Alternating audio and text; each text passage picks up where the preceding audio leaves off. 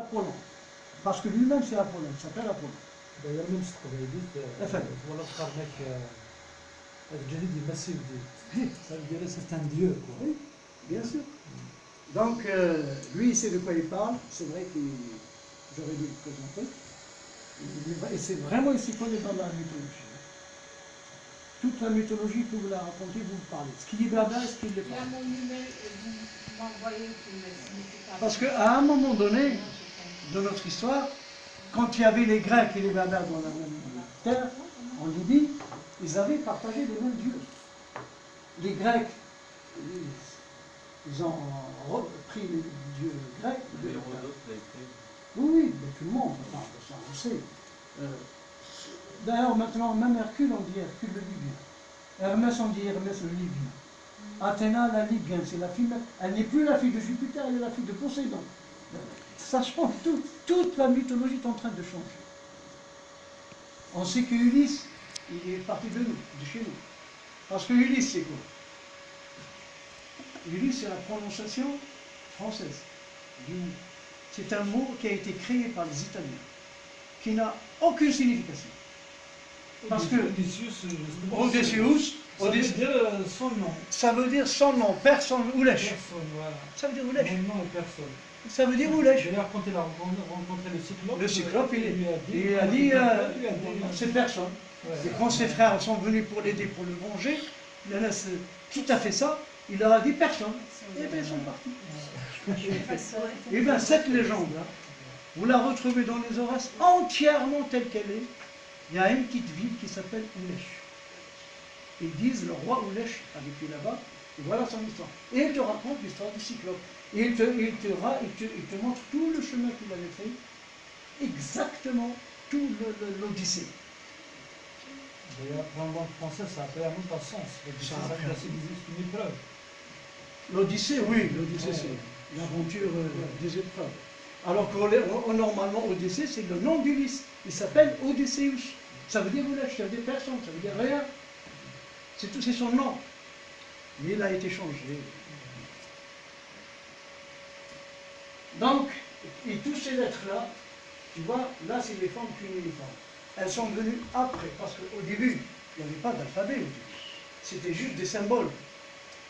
Les symboles qu'ils ont trouvés du côté de Gigel, en Tifinagh, ils sont datés de 40 000 ans quand même. D'ailleurs, c'est la limite, je crois, du carbone 14. Il ne peut pas dater au-delà. Donc, si ça c'est 40 000 ans, ça c'est venu après, je crois, c'est avec le cunéiforme quand c'est devenu un alphabet. On a rajouté.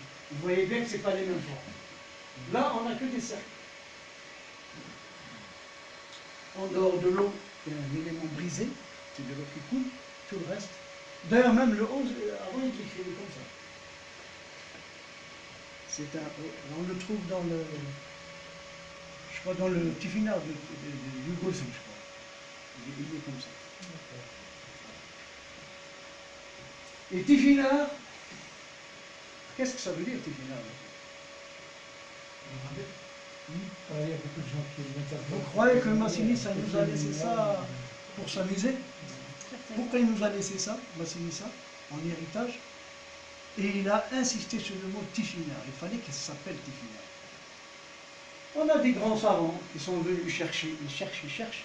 Qu'est-ce qu'ils nous ont trouvé? Tifina, je ne sais pas quoi. Tifina, non, cadeau. Pourquoi Tifina? Pourquoi c'est pas Tifinagh? Tout simplement, comme c'est écrit. Oui, il y aurait deux M dans ce cas. Oui, si c'était là. Déjà, il n'y aurait pas de I, il y aurait un E. Non, c'est parce qu'on tombe toujours dans la facilité. On connaît quelques racines, on s'est dit, bien, tiens, cette langue, elle part de cette racine. Alors que c'est faux. Le berbère n'est pas une langue de racine, c'est une langue mère. Donc c'est une langue qui donne naissance aux autres langues. Ce n'est pas une langue où il y a des dérivés. Il n'y a pas ça. Ton fils de l'un ou bien un autre mot. Virsi, Hulli. Donc ça n'a rien à voir. Tu as des mots qui n'ont plus rien à voir avec la racine. Et notre langue fonctionne comme ça. Donc, Tifinagh, si on a cherché vraiment, nous dans notre langage normal, on n'a pas de Tifinagh. Ça veut dire quoi Tifinagh dans notre langue? ça veut dire une déesse. Ça veut dire celle qui est mieux que Dieu. Parce que Inar, chez nous, ça veut dire Dieu. Et ça, Sif, meilleur. C'est ça. Meilleur que Dieu. Meilleur que Dieu. Qu'est-ce qui est mieux que Dieu? C'est la déesse. C'est la réponse qu'on donne. Ah, je te jure. Ah non, nous, on va plus loin dans notre langue. Samtof, par exemple, chez vous, c'est la femme. Chez nous, non, c'est pas la femme. Samtof, c'est celle qui garde, qui détient le savoir. Pourquoi? Femme, c'est le verbe itsem, ça veut dire garder. Tof, ça veut dire le savoir. D'ailleurs, la déesse du savoir, elle s'appelle Tof. Oui. Celle qui garde le savoir. Et en plus, c'est vrai, on a toujours eu cette femme, toujours, toute nos cultures, notre culture, elle est arrivée par la femme. C'est elle qui nous l'a gardée. Tout le savoir qu'on a sur notre tradition, nos origines, ça vient d'où? Il n'y a que les hommes qui ont toujours trahi de tout. Même notre enseignement, on n'avait pas d'école, mais si, ça, ils veulent nous faire croire qu'on n'avait pas d'école. On avait tout. Je vais dire mieux que ça. On n'a pas d'école, c'est faux. À l'époque de Massinissa, elle ramenait des enseignants, des sages de Grèce pour venir enseigner à Sirta. Ils enseignaient où? Dans les jardins. Dans les jardins publics. Hein. Ils se mettent quelque part et ils enseignent. C'est vrai que ce n'est pas une classe avec des murs, mais c'est une classe quand même. Mais c'est une classe quand même. Et attends, il y a mieux que ça. L'université de Madaroche, et c'est quoi? C'est pas la première université de toute l'humanité. Comment ça? On a une université et on n'a pas d'école pour enseigner? Comment on arrive à l'université? Rome elle-même envoyait ses enfants à Mador. Ils venaient étudier là-bas. Il y avait quoi? Terence, il y avait Lutèce. Tous sont sortis de là-bas. Même Saint-Augustin. Saint-Augustin, il est de chez nous. C'est un de nos traîtres. Donc ça va, il reste avec nous. Mais Apulé, c'est le plus grand. Il sort de là-bas quand même. Tout ça, ils ont fait des études où? Comment se fait-il qu'on a une université? Non mais c'est pour te dire qu'à l'époque de Massinissa, il y avait quand même l'enseignement. Il était fait antifineur, puisqu'Apulé a laissé des pages antifineur dans son apologie. En plus, tous nos dirigeants ont étudié le latin, grec. Tous nos dirigeants, ils ont étudié... Non, je suis désolé. Le latin a commencé là, chez nous avec Juba II. Juba II. Je dis bien 2, pas le 1. Le 1, il était digne de son grand-père, de son Massinissa, son arrière-grand-père. Il était digne de lui. Avant, ils étudiaient le punique, notamment. Ils ont étudié le punique, le grec, ils étudient le grec. Si tu lis Apologie, tu as lu Apologie de la punique? J'ai lu que... Apulé, quand il vient se défendre, parce qu'il était accusé de sorcellerie, il commence par se défendre d'abord par la langue locale. Il a parlé sa langue, parce qu'il s'exprimait d'abord, s'adresser aux siens. Après, je vais m'adresser aux sages, ceux qui connaissent, qui ont la connaissance, c'est les Grecs. Et il s'est adressé à eux en grec. À la fin, je m'adresse aux barbares en latin. C'était les Romains. Parce qu'il avait la haine des Romains. Il était contre le latin. Il refusait ça. Et pourtant, il a écrit le chef-d'œuvre de la littérature. Son livre n'a jamais été égalé à ce jour. Personne n'a pu écrire un livre comme celui-là. Et c'est lui qui a créé le roman. Il était en latin. Il était en latin, non seulement en latin, il se fait passer pour un latin. Il s'appelle Lucius, je ne sais pas, Apuleius peut-être. Il se fait passer pour un latin.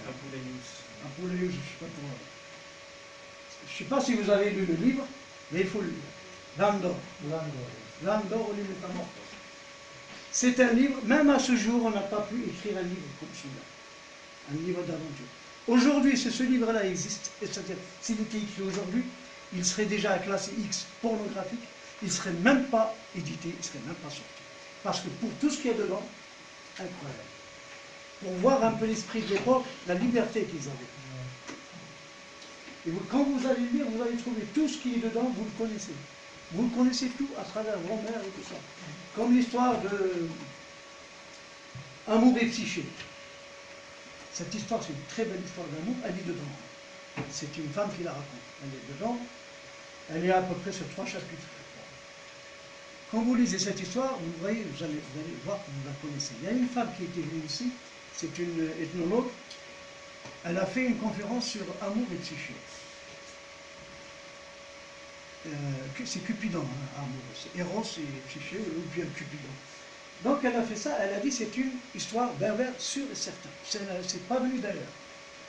Pourquoi? Parce qu'elle a trouvé 30 versions en kabyle, chez les Kabyles. Elle a trouvé une soixantaine dans les oreilles. Elle a trouvé que des partout. Le moins qu'il y a eu, c'était en Kabylie, une trentaine. Déjà, si on a toutes ces références, et ça n'existe pas chez les Grecs, pas chez les Romains, pas en Europe. Pourquoi? Ça veut dire que cette histoire vient vraiment de chez nous. Mais il y a toujours des petits salopards. Oui, il y a un qui a écrit, il a plagié, il a écrit Eros et Psyché. Il a carrément copié un très long poème. Il a dit, celui-là c'est un poème chrétien. Pourquoi? Il a dit, un Africain pareil aurait pu écrire ça. C'est impossible. Il a copié de chez les Grecs. Avec mépris, un Africain pareil. C'est-à-dire quand ils ont su qu'Apulée était africain, tu sais au début ils croyaient que c'était un latin. 11e siècle, Apulée, jusqu'au 16e, 17e je crois. Ils ont appris que c'était un Africain, hein, parce qu'il le disait dans pas mal de livres. Il dit, je suis le plus africain de tous parce que j'ai ma mère qui est gétule et mon père qui est libyen. Donc, je suis pur africain. Donc, ils ont su qu'il était africain, et là, ils l'ont boycotté, ils l'ont éliminé totalement. Il est revenu.